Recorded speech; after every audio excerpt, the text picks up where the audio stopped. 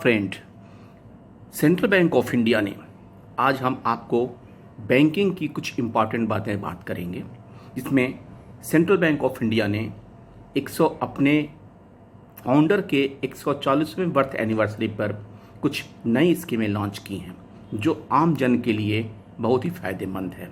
सबसे अच्छी जो इम्पॉर्टेंट उसमें हमें है, मैं आपको बात करता हूँ, जैसे कि miss call facility. Central Bank of India ने मिस कॉल फैसिलिटी की शुरुआत की है। इस मिस कॉल से ज़रिए आप डिपॉजिट के बारे में, आप लोन के बारे में जानकारी ले सकते हैं। यानी जिस साथी को अगर कोई लोन की आवश्यकता हो, वो बैंक ना जाके केवल एक मिस कॉल से, जो एनी टाइम एनीवेयर करके पूरी जानकारी ले सकता है और उस जानकारी के माध्यम से वो ऋण का लाभ ले सकता है।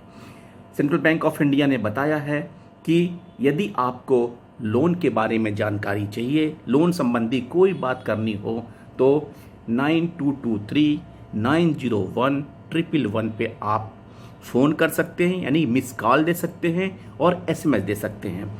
अगर ये आप करते हैं, मैंने ट्राई किया, अगर आप ये करते हैं तो आपके पास एक SMS तुरंत आपके नंबर पे आएगा, thanks for contacting Central Bank of India, our representative will call you within 24 hour Central Bank of India. यानी कि अगर आप मिस कॉल करते हैं तो आपके पास उनका सेंट्रल बैंक का रिप्रेजेंटेटिव प्रतिनिधि आपके 24 घंटे के अंदर संपर्क स्थापित करेगा और आपको पूरी बातें समझाएगा और आपकी हर परेशानी का हल करेगा। इसी तरह से अगर आप सीनियर सिटीजन हैं अथवा आप कोई भी अन्य ग्राहक हैं जो आप तुरंत इस लॉकडाउन के मौसम में, आप इस परेशानियों में, कोरोना के परेशानी में अगर आप बैंक नहीं जाना चाहते हैं, आप कुछ जानकारी लेना चाहते हैं डिपॉजिट के बारे में, तो आप इस नंबर पे बात करें, मिस कॉल दें 9223-901-111। इस नंबर पे आप कभी भी किसी समय एनी टाइम एनीवेयर आप संपर्क कर सकते हैं, मिस कॉल दे सकते हैं, SMS दे सकते हैं।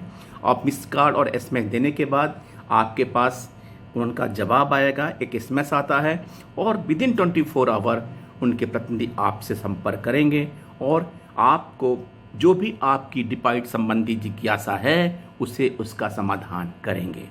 फ्रेंड्स, ये facility central Bank of India ने बहुत अच्छी शुरू की है, क्योंकि आजकल जब से कोरोना आया है तब से हम कहीं विजिट करने लिए बहुत ज़रूरी होने पे ही जाते हैं। ऐसे में आप घर बैठे इस सुविधा का लाभ उठाइए और उनकी ऑनलाइन सुविधा का लाभ उठाइए, ताकि आपको बैंक जाने की ज़रूरत ही ना पड़े।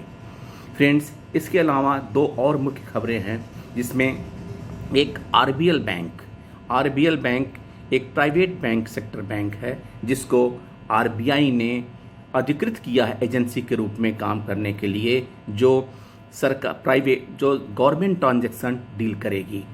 RBL bank on Wednesday said it has been accredited by the RBI to be an agency to carry on banking transaction of the central and state government. The authorization will enable RBL bank to handle a broad range of transactions related to government business. यानी कि अब अगर सरकारी जो भी काम होगा वो RBL बैंक भी यानी कर सकता है। गवर्नमेंट ने उसे अथराइज कर दिया है। आपको बता दूं, RBL बैंक एक प्राइवेट बैंक है जिसका हेडक्वार्टर महाराष्ट्र में है और बॉम्बे में महाराष्ट्र में है, और इसकी 435 शाखाएं हैं जो देश भर में कार्यरत हैं, 28 स्टेट में और यूनियन टेरिटरी में कार्यरत हैं। इसके अलावा उनके 385 ATMs हैं और इस ट्रांजैक्शन के जरिए ये होगा कि आम लोगों पर असर पड़ेगा, जिससे सरकारी जो भी कार्यक्रम हैं, सरकारी योजनाओं के लाभकारी, गैस सब्सिडी पाने वाले सदस्य, वृद्धा या विधवा पेंशन वाले बुजुर्ग या महिलाएं, केंद्र या राज्य सरकार के किसी अन्य स्कीम के अंदर जो लाभ पाते हैं उनको अकाउंट खुलवा सकते हैं। योजना या सब्सिडी की राशि इस बैंक में खुलवाए गए खातों में आ सकेगी। अगर आपका पहले से इस बैंक में खाता है तो आप इस बैंक का अकाउंट नंबर अपने लाभार्थी के रूप में दे सकते हैं। फ्रेंड्स, ये बातें तो अच्छी हैं, लेकिन सबसे बड़ी बात यह है कि गवर्नमेंट का प्राइवेट एजेंसियों पे इतना मेहरबान होना। जैसे कि आपको बताया कि 435 ब्रांचों में है। नेशनलाइज बैंक की कोई भी बैंक्स जिनकी शाखाएं 5,000, 7,000, 10,000 से कम नहीं हैं, लेकिन इनका पहुंच बहुत कम है। क्या आरबीएल बैंक का शाखाएं ग्रामीण में हैं? शायद बहुत ही कम। ऐसे में जो लाभ हमारे गरीब तबके के लोगों को मिलना है, जो सरकारी योजनाओं का लाभ लेना चाहते हैं, क्या इस बैंक के माध्यम से ले पाएंगे? शायद नहीं। लेकिन गवर्नमेंट की पॉलिसी है जो प्राइवेटाइजेशन को बढ़ावा दे रही है और जितने भी सरकारी हैं उनका पर कतर रही है। फ्रेंड्स, इसके अलावा एक अच्छा रिजर्व बैंक ऑफ इंडिया ने अभी एक डिसीजन लिया है, उसके अलावा जिसमें राष्ट्रीय ग्रामीण आजीविका मिशन NRLM के तहत सेल्फ हेल्प ग्रुप के लिए गारंटी मुक्त कर्ज की सीमा 20 लाख रुपए से बढ़ाकर 10 लाख रुपए से बढ़ाकर 20 लाख कर दिया। यानी कि सेल्फ हेल्प ग्रुप जो होते हैं गाँव में, जिनका बैंक लोन देती है, उनको कोलेट्रल फ्री लोन देने के लिए सीमा जो है वो 10 लाख से बढ़ा के 20 लाख कर दिया गया। और सबसे बड़ी बात, इसके लिए कोई थर्ड पार्टी गारंटी की आवश्यकता नहीं होगी, कोई मार्जिन मनी की आवश्यकता नहीं होगी और ये कोलेट्रल फ्री अवेल कर सकते हैं। और एक बात और कि आप इनके सेविंग अकाउंट पे कोई लियन भी मार्क नहीं कर सकते हैं। और केंद्रीय RBI ने राज्य सरकारों को और सभी लोगों को ये सूचित कर दिया है कि SHG के अंदर 20 लाख तक कोलेट्रल फ्री लोन होंगे। फ्रेंड्स, यहाँ पे दो बातें। SHG का लोन सेल्फ हेल्प ग्रुप जो लोन होता है वो आजीविका के लिए, सेल्फ हेल्प अपने आत्मनिर्भर बनने के लिए, महिलाओं के आत्मनिर्भर बनने के लिए बहुत ही अच्छा स्कीम है।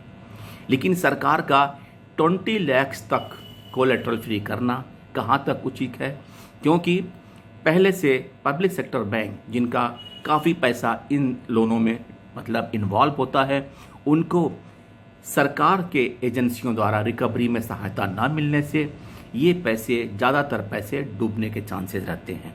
लेकिन सरकार का अगर ये नियम है तो हमें फॉलो करना है। लेकिन सरकार को इसके साथ साथ कोलेट्रल फ्री दिलवाने के साथ साथ ये भी व्यवस्था करनी चाहिए कि इन बैंकों के ऋणों का रिकवरी का प्रस्ताव ताकि अपने एजेंसी के माध्यम से भी करवाने की व्यवस्था करनी चाहिए, ताकि बैंक का कम से कम पैसा NPA हो। अदरवाइज बाद में ये होता है कि सरकारी बैंकों में NPA हो गया और ये अच्छा कार्य नहीं कर रहे हैं। जब हम इस तरह के स्टाफ वेलफेयर, इस तरह के स्टेट वेलफेयर की काम करते हैं तो उसमें रिस्क और डूबने के चांसेस अवश्य रहते हैं। ऐसे में सरकार की ये जिम्मेदारी है कि यदि आप इस तरह के लोन बंटवाने की व्यवस्था करते हैं बैंकों के माध्यम से, तो उनको वसूली की भी व्यवस्था आपको सहयोग करना चाहिए, ताकि अगर वसूली की सहयोग करेंगे ताकि ये पैसे बाद में NPA अथवा वर्थलेस ना होने पाए। Thank you friends, thank you.